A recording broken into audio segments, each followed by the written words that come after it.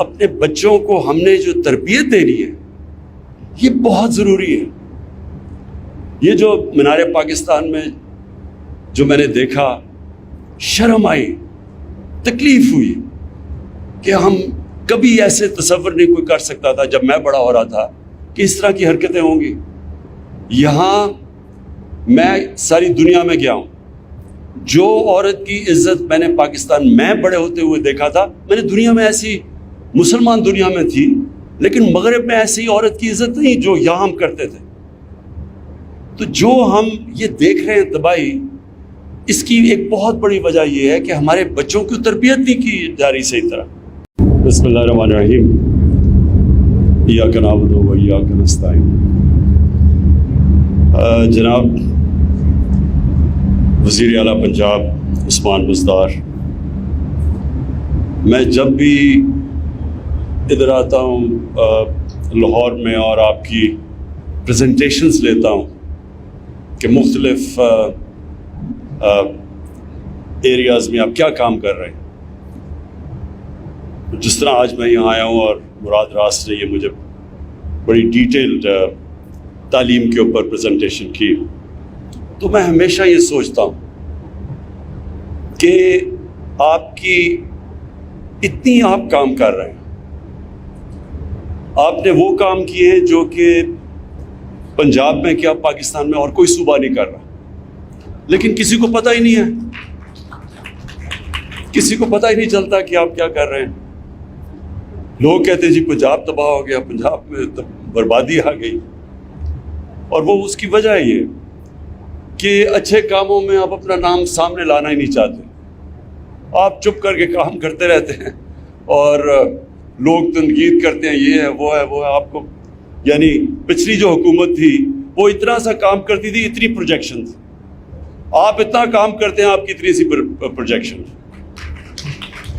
دیکھیں یہ جو آپ نے آج مراد یہ پریزنٹیشن دی،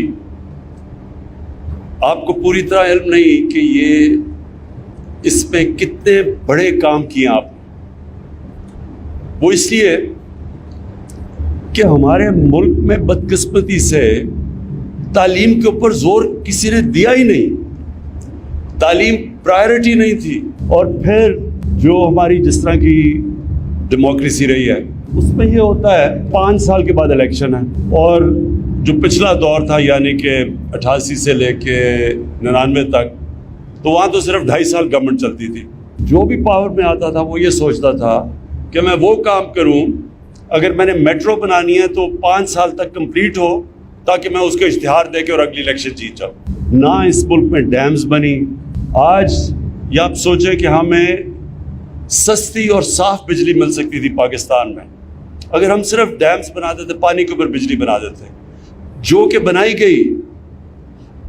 جو افسوس سے مجھے کہنا پڑتا ہے کہ اس ملک میں ڈیموکریٹس نے نہیں کیا، ملٹری ڈکٹیٹر نے جو 2 بڑی ڈیمز بنائیں، اور اس سے کتنی دیر تک پاکستان کو فائدہ ہوا، ہماری انڈسٹری کو، لوگوں کو سستی بجلی ملی ہمیں.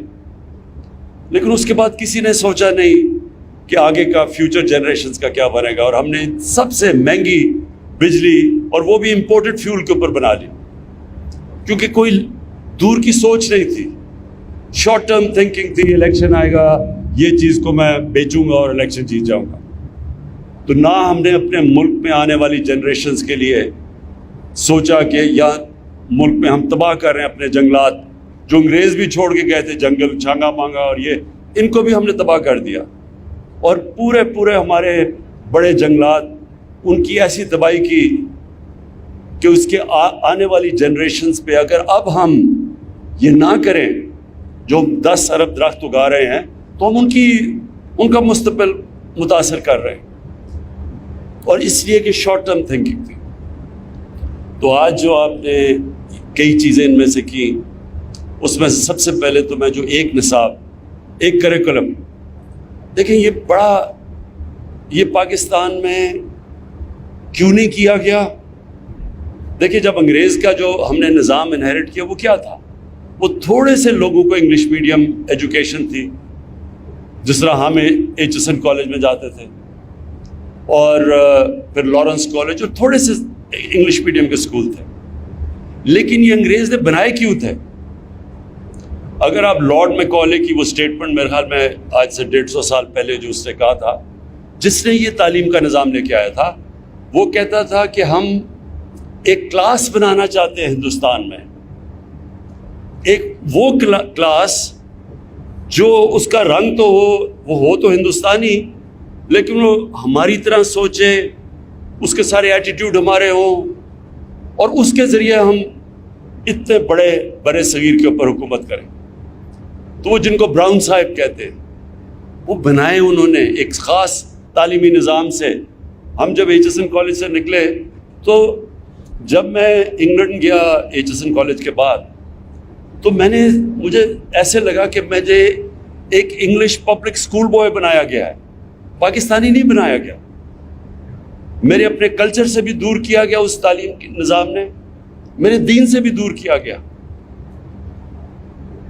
اور یہ صرف یہاں ہی نہیں تھا، جدھر جدھر انگریز نے حکومت کی، سنگاپور کے اندر انہوں نے چائنیز بھی میڈیم اور انگلش میڈیم کر دیا، جدھر بھی وہ گئے انہوں نے ایک انگلش میڈیم چھوٹی سی کلاس کے لیے، باقی دوسروں کے لیے، عوام کے لیے۔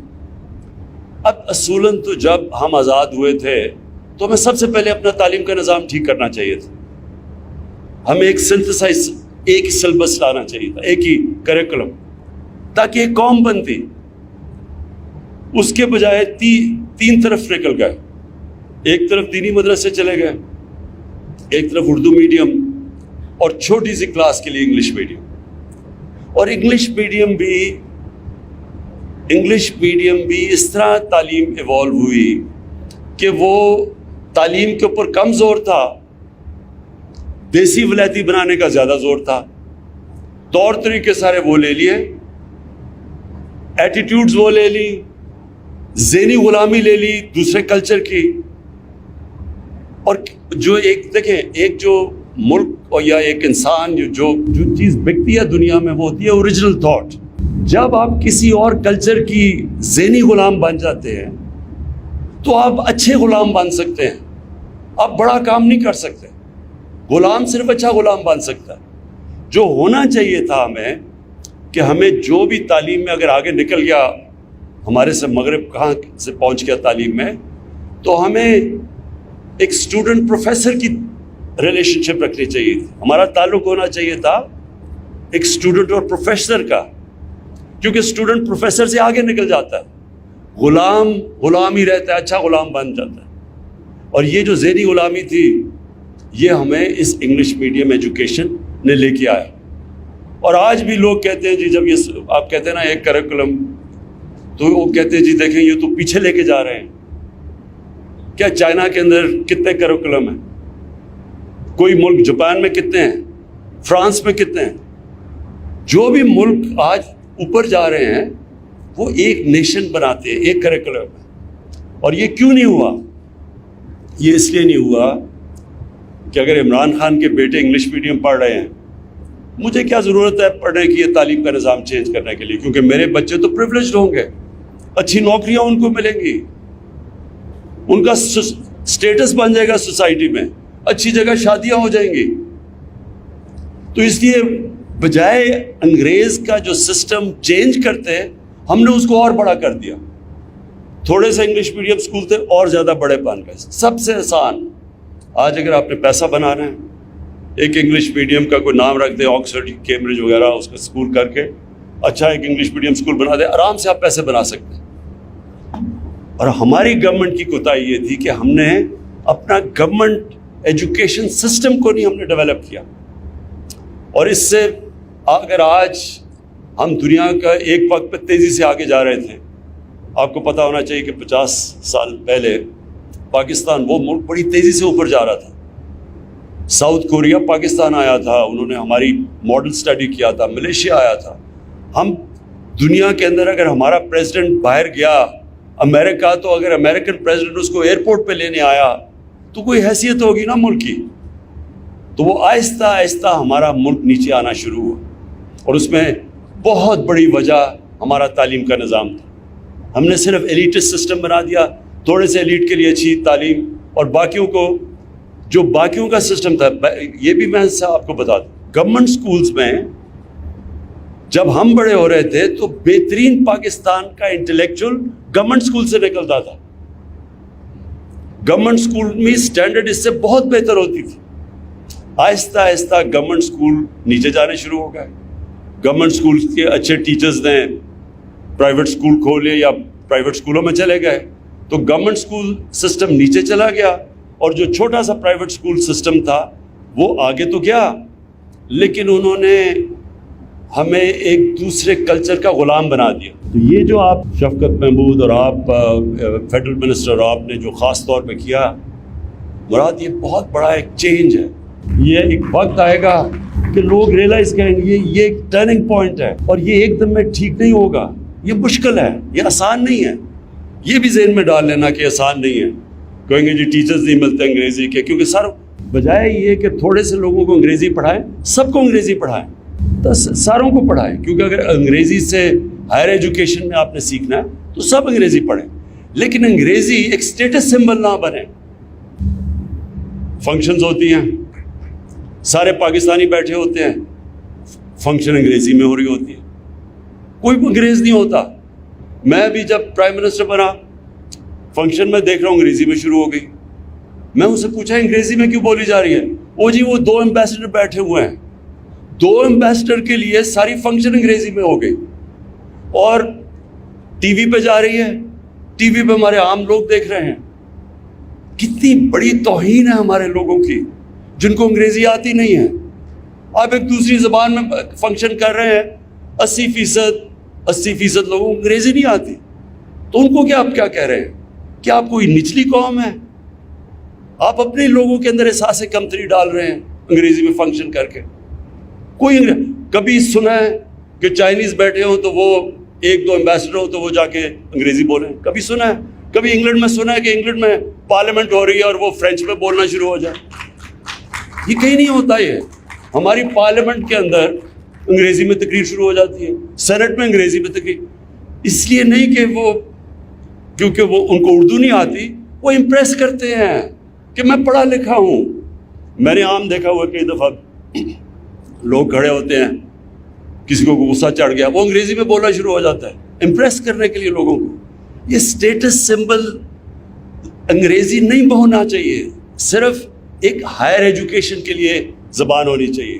اور یہ جو آپ نے شروعات کی ہے کہ سب کو ہم اپنے لوگوں کو ایک کریکولم دیں گے, یہ پاکستان کی تاریخ میں بہت بڑی آپ نے موو کی ہے, جو آنے والے ٹائم میں آہستہ آہستہ آپ کو پتہ چلے گا کہ اس کا کتنا بڑا امپیکٹ پڑے گا ہماری سوسائٹی میں. اور ساروں کو ہم کیوں نہ سب کو موقع دیں انگریزی سیکھنے کا. اور بچے بڑی جلدی زبان سیکھ جاتے ہیں. سوئٹزرلینڈ کے اندر 4 زبانیں بچے بولتے ہیں, عام یورپ میں 2 زبانیں بولتے ہیں. ہم کیوں نہیں بولتے؟ بچے بڑی جلدی سیکھتے ہیں. تو ہم ان کو موقع بھی دیں. بچوں کو ہمیشہ اپنی زبان میں پڑھانا چاہیے, کیونکہ ساری ایجوکیشن کے اندر جتنی بھی ریسرچ ہے وہ ثابت کرتی ہے کہ سب سے تیزی سے بچہ اپنی زبان میں سیکھتا ہے. اور دوسری چیز, اور یہ بھی مجھے بڑی مراد آپ نے ٹیکنالوجی کا جو استعمال کیا, یہ اس سے بڑی چیزیں سالو ہو جاتی ہیں. دیکھیں ٹیکنالوجی ایک اب اس طرح آئی ہے, یہ جو آپ نے ساری چیزیں بتائیں کہ پوسٹنگ ٹرانسفر پہ پیسے چل رہے ہیں اور جتنی بھی یہ مارکنگ کے اوپر بھی, تو ٹیکنالوجی سے ہم اس ملک میں بدقسمتی سے کرپشن نیچے تک پہنچ گئی ہے. لوگ عادی ہو گئے ہیں کرپشن کے, اور اس کا طریقہ ہی اب یہ ٹیکنالوجی ہے. ہم FBR کے اندر کوشش کر رہے ہیں, 3 سال سے مجھے وہ ہر باری 6 مہینے اور 6 مہینے کہتے رہتے ہیں کہ FBR کو آٹومیٹ کریں, آٹومیشن لے کے آئیں. اور جیسی آٹومیشن آتی جائے گی, جب اس کا جو ٹیکس کلیکٹر اور جو شہری ہے اس کے اندر آپ رابطہ ختم کرتے جائیں گے, کرپشن نیچے آ جائے گی. اور اسی طرح جس طرح ہم نے شوکت خانم ہے, ہم نے آج سے 20 سال پہلے شوکت خانم کے اندر سب کچھ کمپیوٹرائز کر دیا, اپنا سافٹ ویئر ڈیولپ کیا, بالکل پیپر لیس ہو گیا شوکت خانہ. اس کا نتیجہ کیا؟ کرپشن ہو ہی نہیں سکتی. جب اب سب چیز آپ کی کمپیوٹرائز ہو جاتی ہے, پیپر لیس ہو جاتا ہے, کرپشن ہم نے اب اپنی کیبنٹ میں کر دیا. پہلے اتنے کاغذ پڑے ہوتے تھے کیبنٹ میٹنگ میں, اب ہماری ساری پیپر لیس ہو گیا. ہم نے اپنی کیبنٹ کو ای گورننس پہ لے آئے. تو یہ جو آپ نے کیا مراد, اس سے بہت فرق پڑے گا. یہ جو آپ نے بالکل ٹھیک کہا کہ پوسٹنگ ٹرانسفر میں پیسہ دینا، اور خاص طور پہ جو ہماری فیمیل ٹیچرز ہیں ان کے لیے بالکل آپ نے ان کی زندگی آپ نے آسان کر دی، یہ بھی بڑا پازیٹیو سٹیپ ہے۔ جو سیکنڈ چیز کے اوپر میں بات کرنا چاہتا ہوں وہ ہے سیرت نبی۔ ٹیکنالوجی اتنی تیزی سے ایڈوانس کر رہی ہے، دنیا میں جس ریٹ پہ اب ٹیکنالوجی ایڈوانس کر رہی ہے انسانی تاریخ پہ کبھی ایسے نہیں ایڈوانس کیا۔ تو ٹیکنالوجی کے اوپر تو ہم نے اپنی بچوں کو لے کے آنا ہے، اور بچے اب موبائل فون کی وجہ سے بڑی جلدی ٹیکنالوجی سیوی ہو جاتے ہیں، لیکن جو اس کے ساتھ ساتھ اپنے بچوں کو ہم نے جو تربیت دینی ہے یہ بہت ضروری ہے۔ یہ جو مینار پاکستان میں جو میں نے دیکھا، شرم آئی، تکلیف ہوئی کہ ہم کبھی ایسے تصور نہیں کوئی کر سکتا تھا جب میں بڑا ہو رہا تھا کہ اس طرح کی حرکتیں ہوں گی۔ یہاں میں ساری دنیا میں گیا ہوں، جو عورت کی عزت میں نے پاکستان میں بڑے ہوتے ہوئے دیکھا تھا، میں نے دنیا میں ایسی مسلمان دنیا میں تھی لیکن مغرب میں ایسی عورت کی عزت نہیں جو یہاں ہم کرتے تھے۔ تو جو ہم یہ دیکھ رہے ہیں تباہی، اس کی ایک بہت بڑی وجہ یہ ہے کہ ہمارے بچوں کی تربیت نہیں کی جا رہی صحیح طرح۔ یہ ہمارے نہ دین کا حصہ ہے نہ ہمارے کلچر کا حصہ ہے۔ جو حرکتیں اب ہو رہی ہیں، جو سیکس کرائم بڑھتی جا رہی ہے پاکستان میں، جو بدقسمتی سے موبائل فون کی جو نیگیٹو سائیڈ ہے، اس سے جو چیزیں بچوں کو اب موبائل فون پہ نظر آ رہی ہیں، انسانی تاریخ میں بچوں کا یہ ایکسپوجر نہیں تھا۔ اس لیے بہت ضروری ہے کہ ہم ساتھ ساتھ اپنے بچوں کی تربیت کریں، اور تربیت کرنے کا ایک ہی طریقہ ہے کہ ان کو اپنے نبی صلی اللہ علیہ وسلم کی زندگی سے آگاہ کریں۔ وہ دنیا میں سب سے عظیم انسان تھے، نہ کوئی آیا ہے نہ کبھی آئے گا۔ تو جب آپ ان کو ان کی زندگی سے بچوں کو صحیح معنی میں اسٹوڈنٹس کو بتاتے ہیں کہ وہ ایک عظیم انسان کیسے بنے۔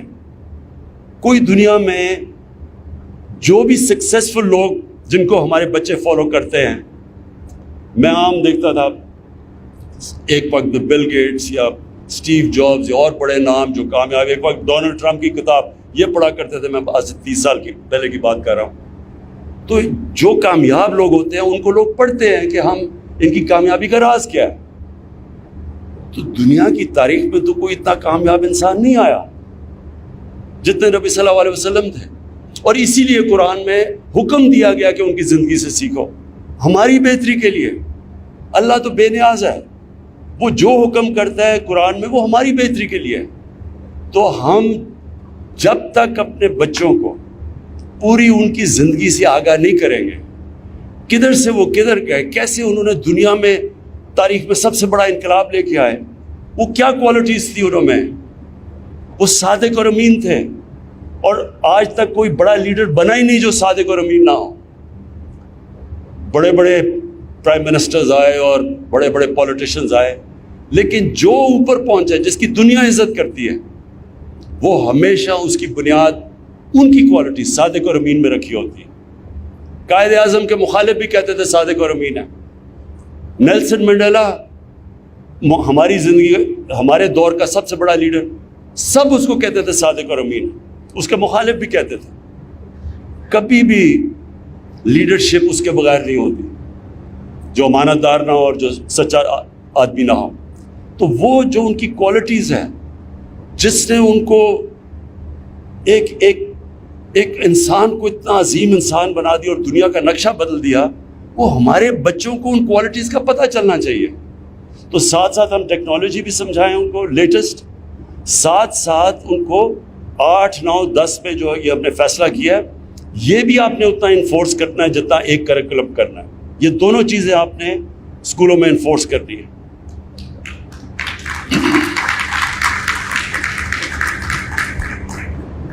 میں آخر میں مراد آپ کو مبارک دیتا ہوں۔ جو مجھے آپ میں چیز پسند ہے وہ یہ کہ آپ میں اس سبجیکٹ کا جنون ہے۔ پیشن کے بغیر کوئی انسان بڑا کام بھی نہیں کرتا۔ اگر کھلاڑی بھی ہے تو ایک میں ٹیلنٹ زیادہ ہے، ایک میں پیشن زیادہ ہے۔ جس میں پیشن ہے وہ کھلاڑی کو شکست دے دے گا، جس میں ٹیلنٹ زیادہ ہے۔ جو پیشن ہے اس کی وجہ سے لوگ بڑے کام کرتے ہیں. اور آپ نے, میں نے جو دیکھا آپ میں پیشن اپنی اس منسٹری کے لیے, تو جب ہم پیشن دیکھتے ہیں چیف منسٹر یا پرائم منسٹر, تو ہم پھر اس منسٹری کو بیک بھی کرتے ہیں, کیونکہ نظر آتا ہے کہ وہ دل سے کام کر رہا ہے. یہ بڑا امپورٹنٹ کام ہے. مراد, اگر آپ نے یہ کامیابی سے اسی طرح اگلے 2 سال آپ کے ہیں, پہلا 2 سال سیکھنے میں لگ جاتا ہے, آپ کے پاس 2 سال اب ہیں, اس میں اگر آپ نے یہ جو چیزیں مجھے آپ نے بتائی ہیں اور یہ جو ٹارگٹ سیٹ کیے ہیں, تو اگر آپ اسی طرح چلتے گئے اور گورنمنٹ سکولز کا سٹینڈرڈ آپ نے اٹھا دیا. دیکھیں, گورنمنٹ سکول اس لیے امپورٹنٹ ہے, عام آدمی گورنمنٹ سکولوں میں جاتا ہے. پرائیویٹ سکول سسٹم میں پیسے ہیں تو آپ جاتے ہیں. پرائیویٹ سکول بائی دا وے بڑا زبردست کام کر رہے ہیں, لیکن پیسے ہیں تو پرائیویٹ سکول پہ جائے گا. لیکن جو اصل پاکستان کے اندر جو ہمارا ٹیلنٹ بیٹھا ہوا ہے عوام کے اندر, وہ گورنمنٹ سکولز میں آتا ہے. میں آپ کو صرف آخر میں یہ صرف نمل یونیورسٹی کا بتا دوں کہ نمل یونیورسٹی کی افیلیشن تھی بریڈفورڈ یونیورسٹی سے, ڈگریز ملتی تھی بریڈفورڈ یونیورسٹی کی. نمل یونیورسٹیز میں تقریباً 75 سے 80% لوگ اردو میڈیم کے تھے. پہلے ہم ان کو انگریزی پڑھاتے تھے, 6 مہینے انگریزی کا فاؤنڈیشن کورس کرتے تھے. سارے بچے 92% اسکالرشپ پہ تھے, افورڈ نہیں کر سکتے تھے اچھی تعلیم. آپ حیران ہوں گے کہ ادھر سے بچوں میں اتنی ڈرائیو تھی, اتنا جنون تھا پڑھنے کے لیے کہ اردو میڈیم سے پہلے انگریزی سیکھی, پھر بریڈفورڈ کی یونیورسٹی کی ڈگری کی, اور بریڈفورڈ کے اندر 8-9% بچوں کو فرسٹ ڈویژنز ملتی ہیں. یہاں سے نمل میں بریڈفورڈ کی یونیورسٹی 55% بچے فرسٹ ڈویژنز لیتے تھے بریڈفورڈ کی. میننگ کہ ان کے اندر اتنی ڈرائیو تھی, انرجی تھی, ان کے اندر بھوک اتنی زیادہ تھی ایکسل کرنے کے لیے. اس لیے ضروری ہے کہ ہم اپنے گورنمنٹ سکولز میں کوالٹی ایجوکیشن